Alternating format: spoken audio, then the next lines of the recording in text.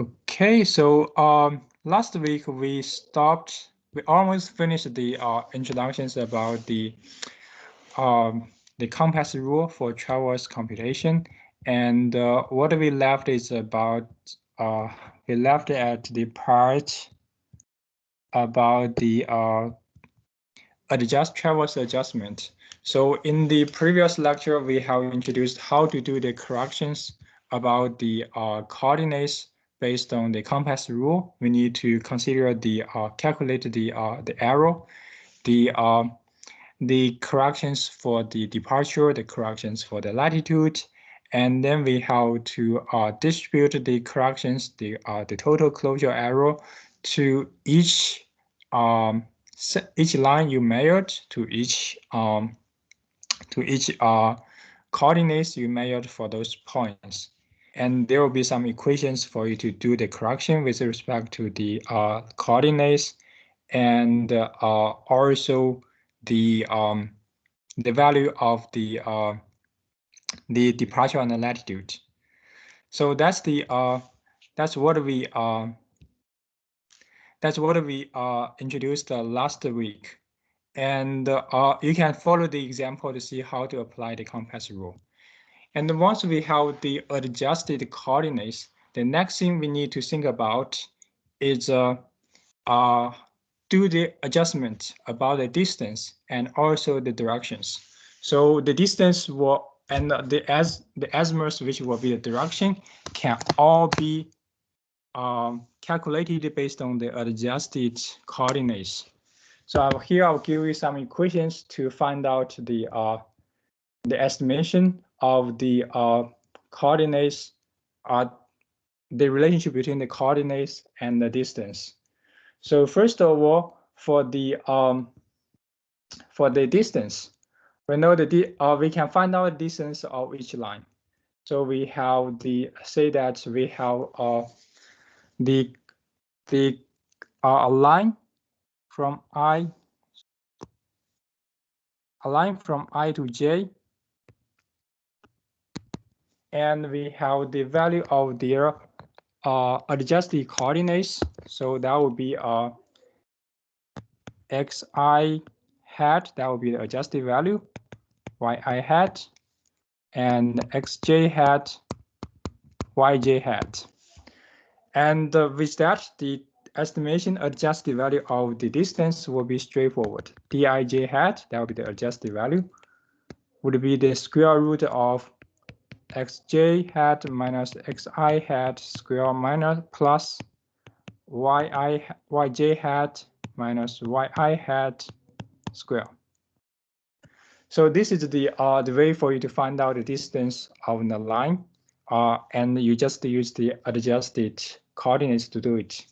And similarly for the azimuth, which would be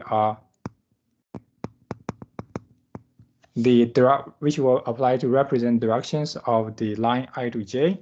So we have the azimuth aij hat equal to the arctangent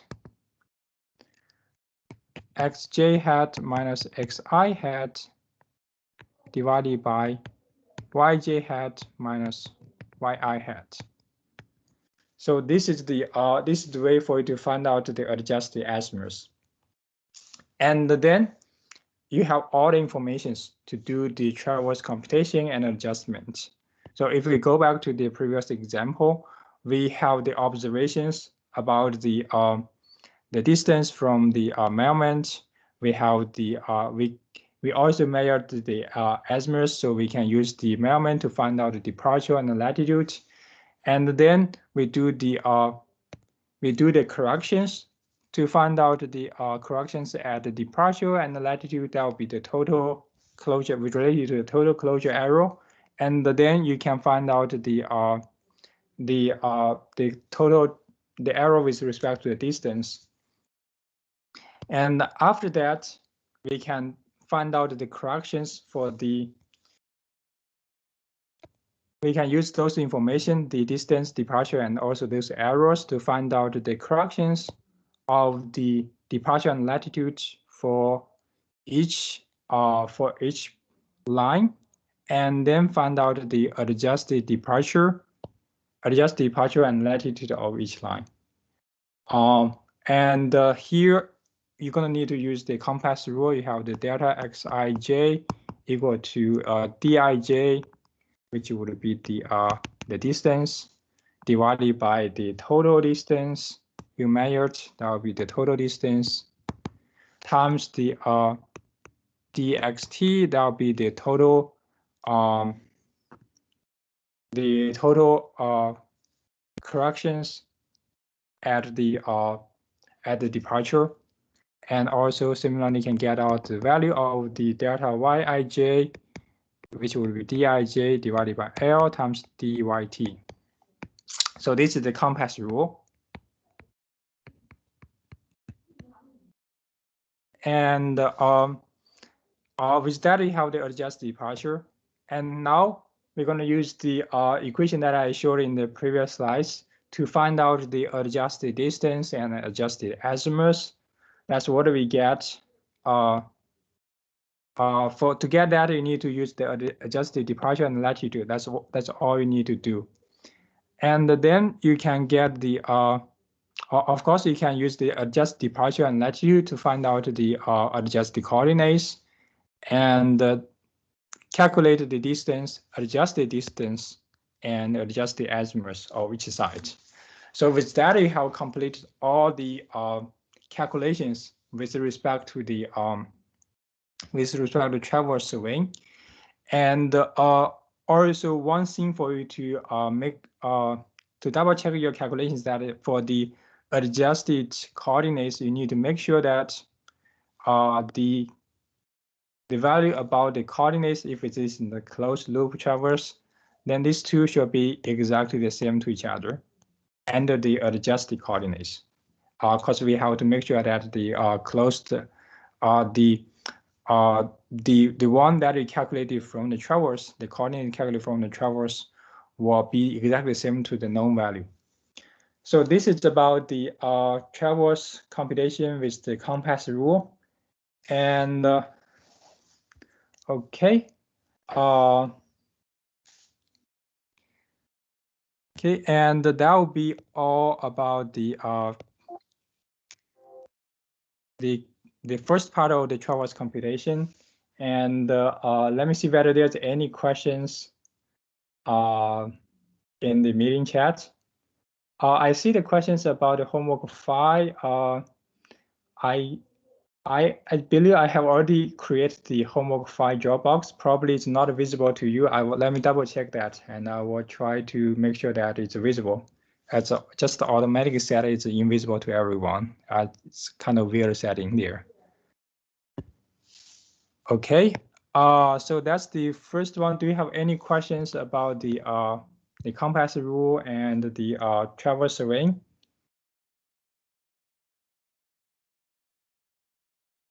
Okay, if no, then I will jump to the next topic related to the traverse computation. So in this slides, the Note 11, we were talking about how to use the result from the traverse survey. Of course, we are talking about the all the adjusted values to find out the intersections of two lines, or not only the straight lines, but could be the lines and the curves, and also what's the potential errors during the traverse surveying. And say that if we are doing the traverse surveying and you have one side is missing and your result is not accurate, what can we do to complete the calculation with the wrong measurement or with the missing measurement during the traverse surveying? So there will be some tools for you to do these corrections. So let's first go to see the part about using the traverse computation to find out the intersections of multiple lines, straight line, and curves. So at first, we need to think about how we can show the or represent the line in the coordinates. So the in the you might learn this one from the other classes about the geometries. And this one in the for the line, you can actually use the coordinates to represent a line in the rectangular coordination system. For example, if we are talking about a line from I to J, and you are provided with the coordinates of these 2 points, xi, yi for point I, xj, yj for point J, then you can find out the a function to represent all the points along the line. So this is I will just go through the write down the function quickly. So in this coordination system, you have the slope of the line as y minus yi divided by x minus xi for any points along the line.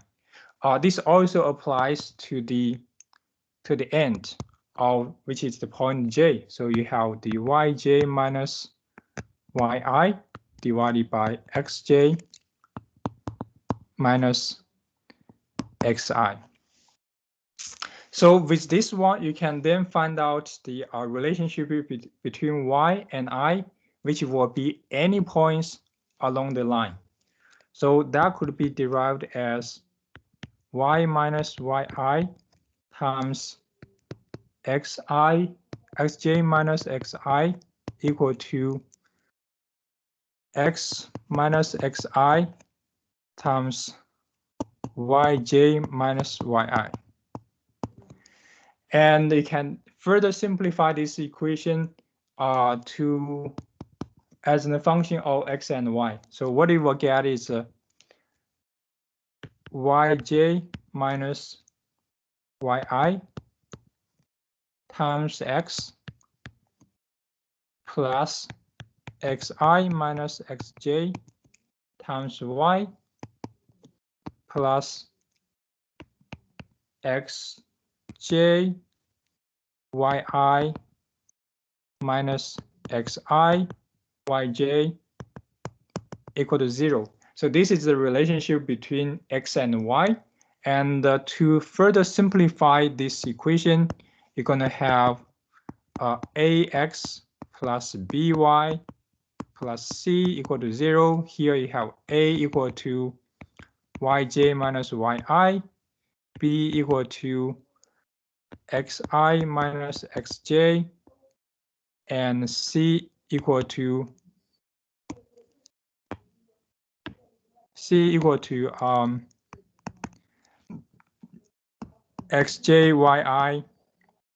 minus xi yj. So that would be the value of those constants in this equation, which they are only determined by the coordinates of the point I and the point J.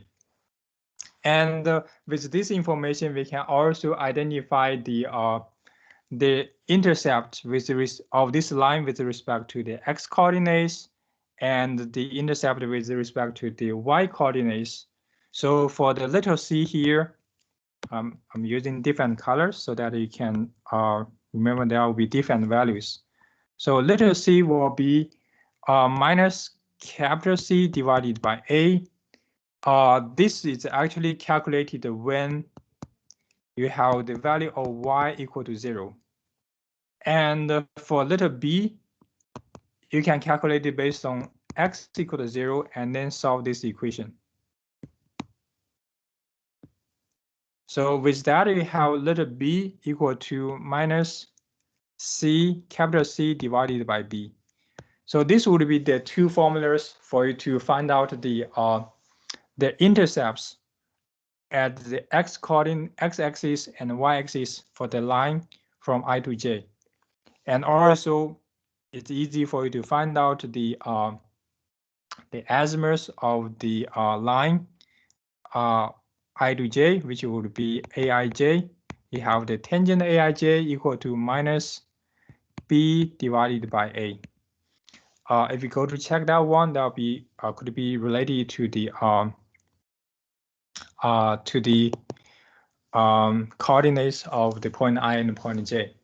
So this is the way for us to represent one line in the rectangular coordinates if we are provided with the coordinates of each line of the two ends.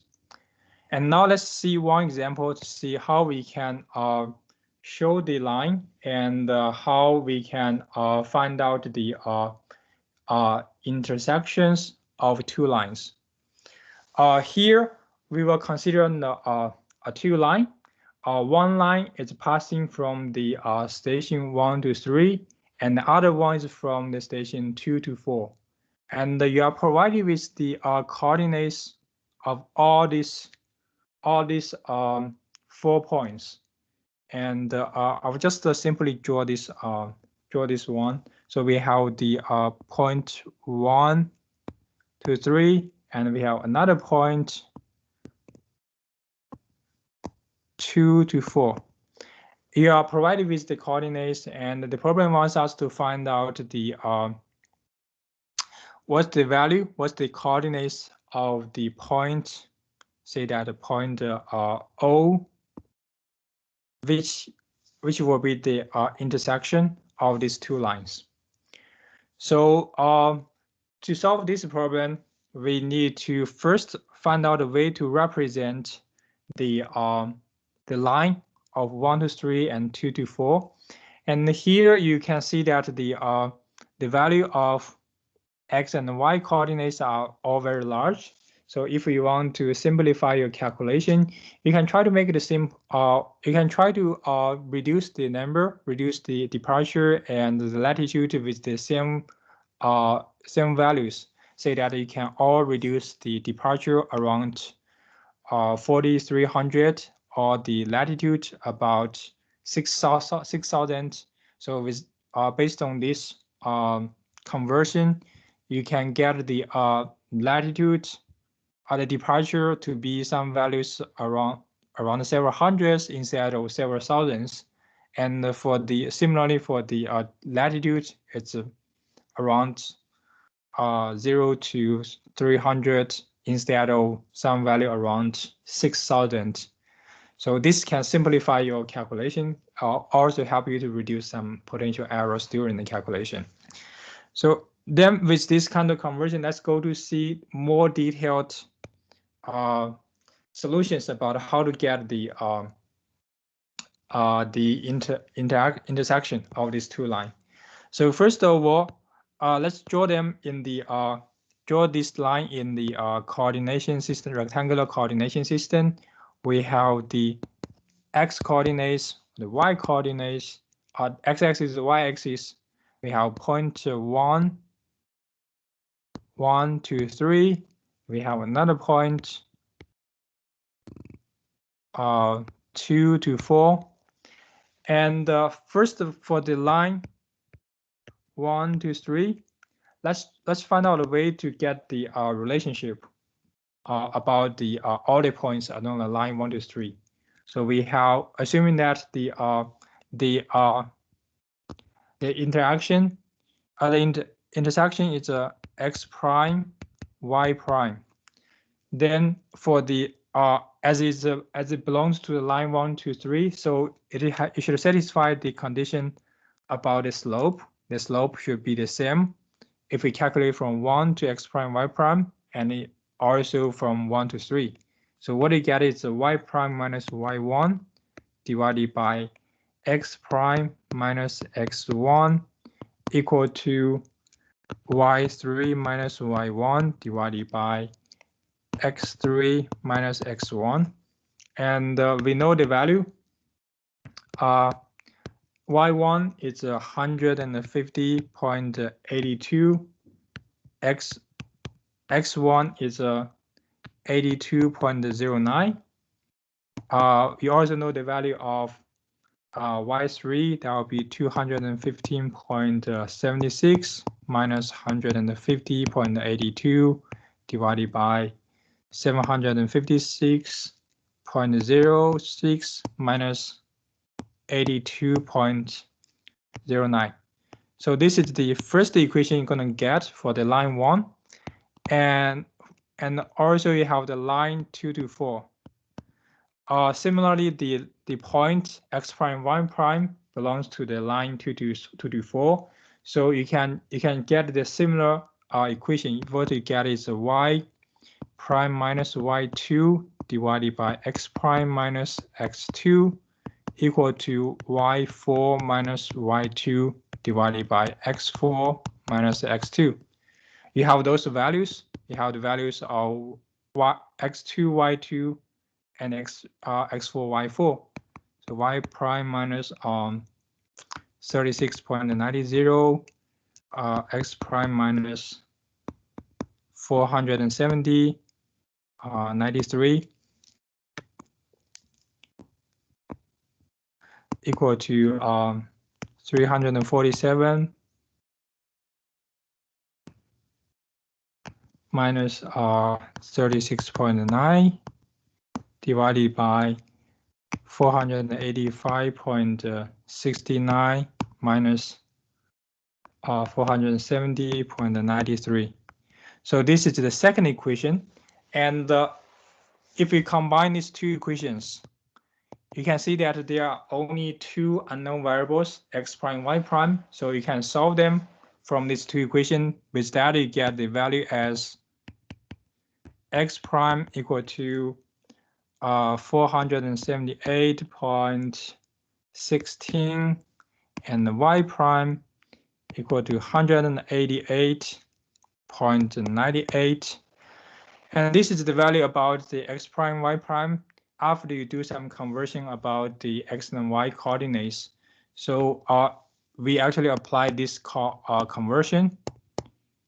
With that, we need to add this value back. So you have the value of x, which would be the actual coordinates for the intersection. So that would be x prime plus 4300, and y equal to y prime plus 6000. So this would be the solution for the first example. With that, you can find out the intersection of any two lines. So that's the first thing we want to know. And the next thing we want to further explore is the distance of the perpendicular line, or the distance from one point to a line. Usually it will be represented the shortest distance from the point to a line. And so the figure on the right will just show one example. If we are provided with a line from I to J and another point P, you want to find out the distance from the point P to the line I to J, then this distance will be the distance of the line, which is the line start from P and perpendicular to the line I to J. And this value D is the distance from the point to the line. And so usually you will be only provided with the information or the coordinates of the 2 points for the line and the coordinates of the point P. So generally you are given with the line I to J. You can actually find out the relationship ax plus by plus c equal to 0 to represent the line. And you are also provided with the coordinates of the point P. Now say that the value is xp, yp. And we want to find out the value of distance from the point P to the line. So the solution is actually the way for us to derive the solution is a little bit complicated, and I don't think you need to really understand how to get it. If you want, you can try to find out the equation for the perpendicular line and then find out the intersection. But here I will just give you the solution directly. So for the solution, you have D equal to A divided by plus minus a square plus b square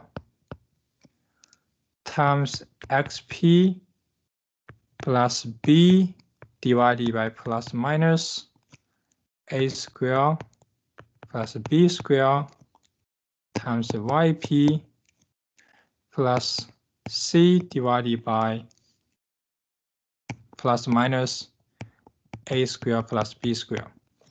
And here you can see that there will be some sign you need to determine. Plus minus, you have to identify whether you need what sign you need to use, whether it's positive or negative for each component. And to determine the sign of this component, you need to have the know the angle between the perpendicular line and the horizontal axis. Say that if the angle is omega, then you can find out another way to calculate the distance, the perpendicular distance.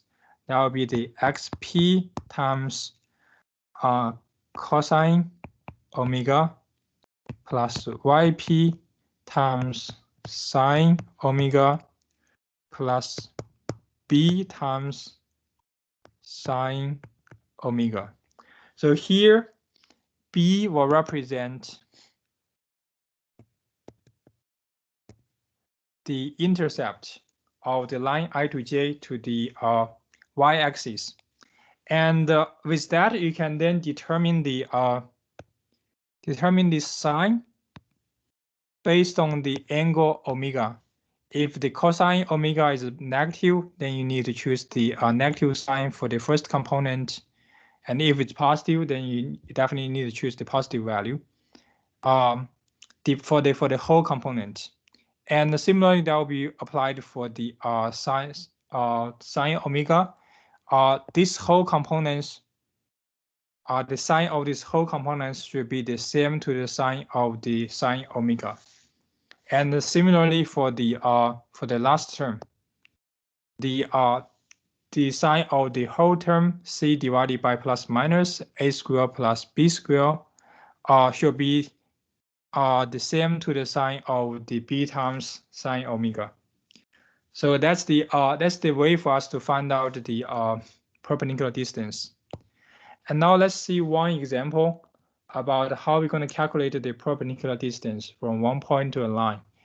Assuming that we have the same line in the first example, the line 1, 2, 3, and we know another point C6. We know their coordinates, and then we want to find out the perpendicular distance from point C to the line 1, 2, 3.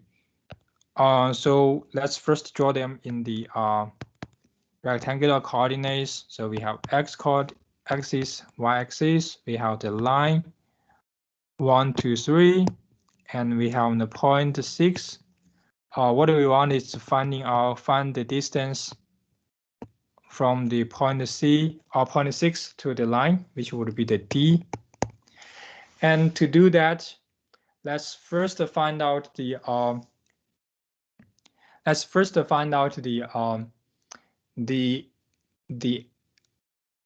line of the equation to represent the line from 1 to 3. So that is ax plus by plus c equal to 0. And I'll just skip the detailed calculation. What we get is a equal to 64.94 and b equal to minus 673.97 and c equal to 96,317.23. So this is the constants for the line I to 1 to 3, and we can also find out the value of a square plus b square, which will be the one component we're going to use to calculate the perpendicular distance. You know the value of a, the value of b, which will give you the square root of a square plus b square as 677.97. 0.09. And the next thing we need to check is identifying the sign of this based on the value of the angle between the vertical line, the perpendicular line, and the horizontal axis. This is omega. And here, omega is between 0 and 90 degree. So you just need to find out the range. You don't need to know the exact value. So in this example, it's between 0 and 90 degree. So with that, we have sine omega is higher than 0, and cosine omega is also higher than 0. So what we need to do is like for the distance, which is a divided by plus minus a square plus b square times xp plus b divided by plus minus a square plus b square times yp plus c divided by plus minus a square plus b square. And this is also xp times cosine omega plus yp times sine omega plus b times sine omega. And we know that cosine omega is positive, so this whole term should be positive, and a is positive, so the part at the bottom should also be positive, so we need to remove this one to be positive. And similarly for the second term, sine omega is also positive. So what we have is like this whole term should be positive, and b is positive, so this part should be negative to make sure that the whole component is positive. And similarly for the last term, b times sine omega, the value of the vertical intercept b is higher than 0, so this part is also positive. And it indicates that this sign should also be positive. And now you have determined all the signs and with the values of a, b, and c, and also the value of the square root of the a square plus b square, and we know the value of xp and yp. So you can find out the distance as 167.55. So this is the way for you to find out the perpendicular distance between this between a line and a point. So that's the second problem we are trying to solve. And the third one, which is a little bit more complicated, it's finding out the interactions at the intersection between a line and the curve. So to go to this kind of computation, we first need to know how we can represent a circle or represent a curve in the rectangular coordinates. Again, I will not go through the details about the derivation, but what we do is like just to show you the equation to represent the curve. So for the circle, if we know the coordinates of the center, say that point O, we know that the departure is h, the latitude is k, and we also know the radius of the curve, say that is r. Then we can find out the relationship between x and y for any points along the any point force in the curve in the circle. So the relationship is x minus h square plus y minus k square equal to r square. So so I assume that you all have already known this equation, so I will not go through the details about the derivation. And now once you know the formula to represent the all the points in the circle, then you can find out a way to calculate the intersection between the line and the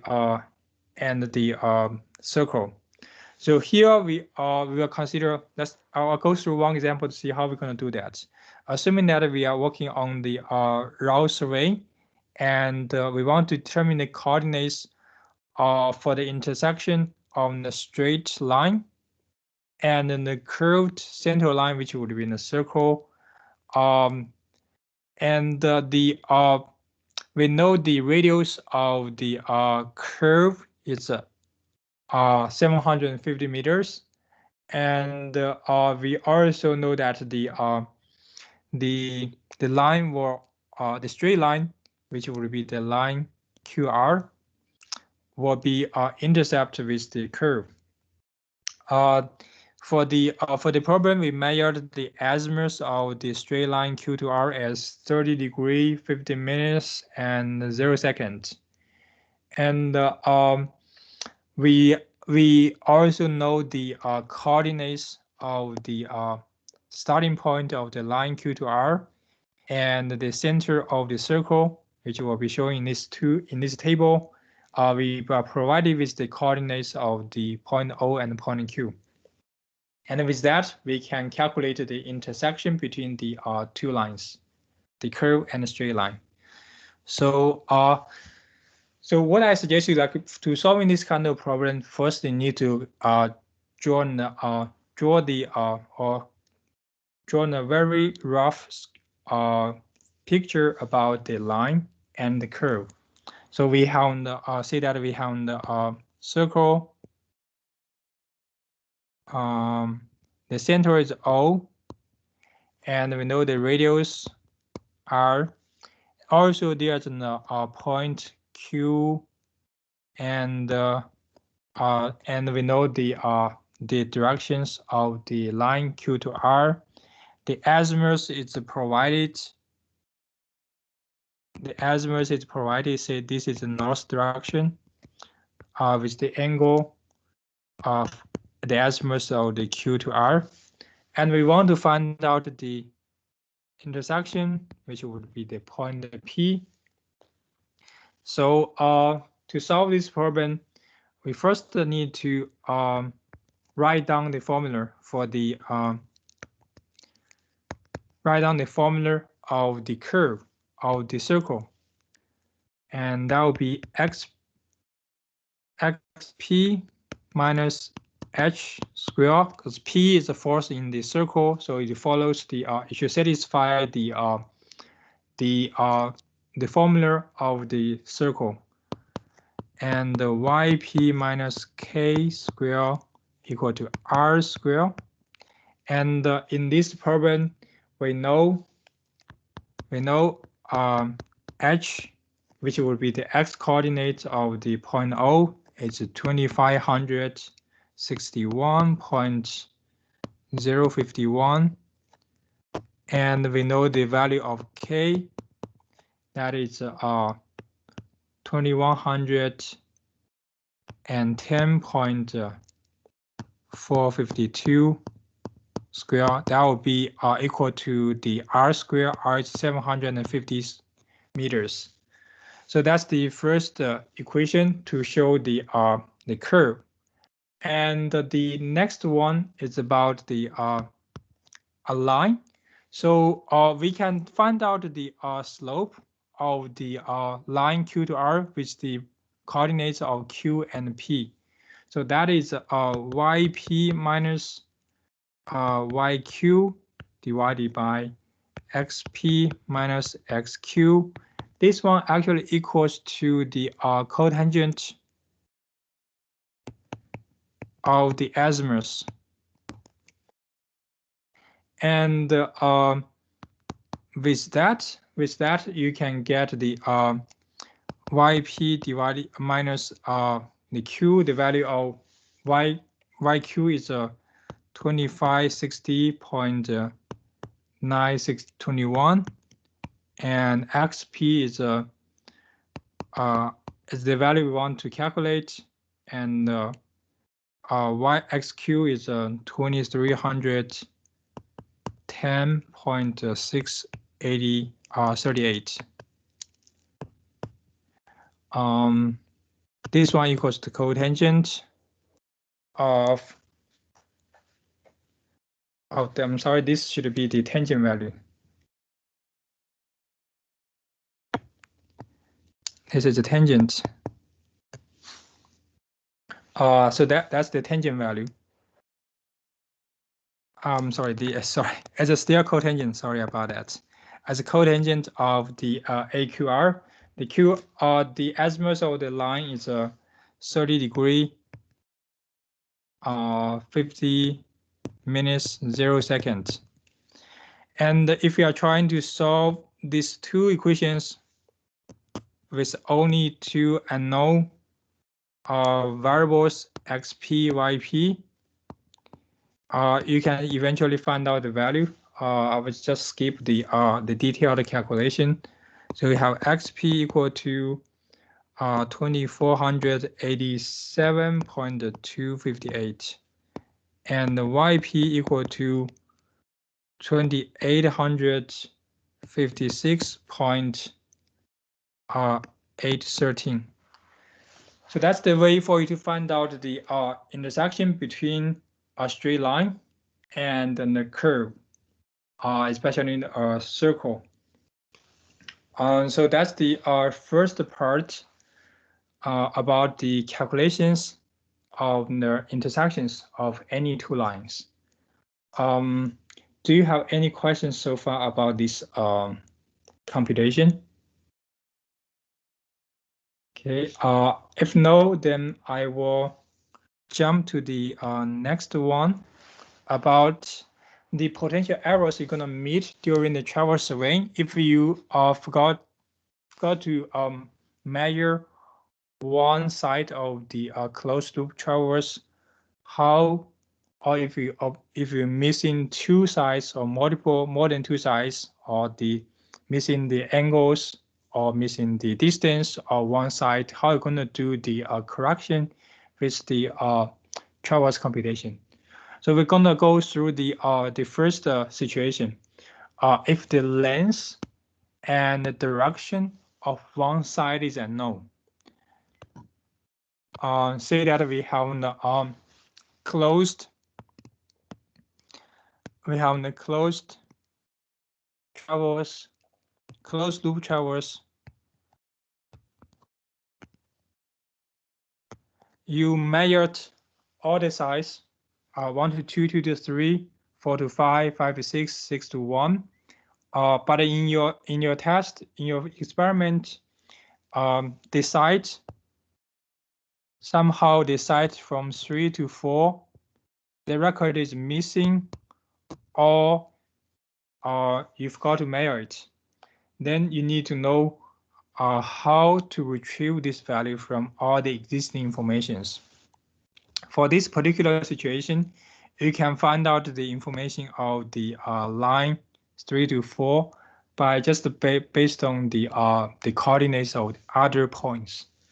Actually, if you try to do the summarize the coordinates of the departures and latitudes of all the sides for a closed loop traverse, you can find out the relationship as x1 to 2 plus x2 to 3, x2 to 3 plus x3 to 4, x4 to 5, and so on until reach to the last one, xk to 1. This summation should be 0 because it returns back to the original point. And similarly, this applies for the latitude x1, y1 to 2, 2 to 3, 3 to 4, and until go to k to 1 should also be 0. So if we don't know the if we are missing I to j, for this case that will be 3 to 4. Then you can calculate them as xi to j equal to minus the summation of all the other departures. So the all other departure. And similarly for yij, that will be the minus summation of all other latitude. So with that, you know the departure of the line I to j, which in this example that will be 3 to 4. You know the latitude. You can then find out the direction. Say that aij, the tangent aij would be minus summation of d bar to minus summation of l bar. That's the remaining departures and remaining latitude. And similarly, you can find out the distance of the line ij would be the summation square root of the summation d bar square plus the summation of l bar square. So for this specific situation, if we are missing the length and direction of one side, then you can find out the accurate information of including their locations, their directions and distance based on the information of the other sides. So this is the accurate information, but there will be some more complicated situations like missing two lines, missing directions and distance of the other lines. Because we run out of time today, I will continue introducing this specific situation in the next lecture. So with that, I will close the meeting today. Do you have any questions about this lecture?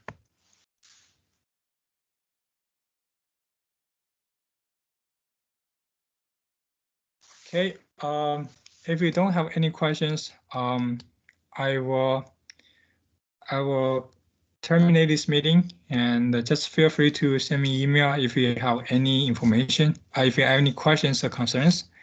And I will see you tomorrow to finish the introduction about all the topics related to travelers.